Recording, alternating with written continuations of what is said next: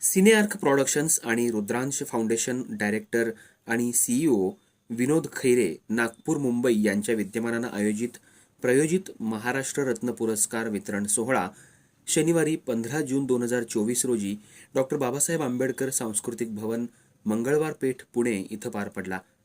या पुरस्काराला पात्र असणारे सांगली जिल्ह्यातल्या मिरज तालुक्यातल्या सलगरे गावचे सुपुत्र वैद्यकीय सेवा, पशुसंवर्धन, रोजगार निर्मिती आणि मार्गदर्शन तसंच समाजसेवा या क्षेत्रातलं बहुमूल्य योगदान दिल्याबद्दल डॉक्टर सदाशिव सिद्धू कांबळे यांना महाराष्ट्र रत्न पुरस्कार 2023-24 या पुरस्कारानं सन्मानित करण्यात आलेला आहे.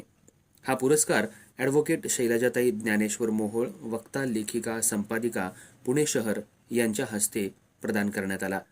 डॉक्टर सदाशिव कांबळे यांचं महाराष्ट्रातून तसंच जिल्ह्यातून अभिनंदन होत आहे. अर्थराज्य न्यूजसाठी कवठे महांकाळ प्रतिनिधी जगन्नाथ सकट.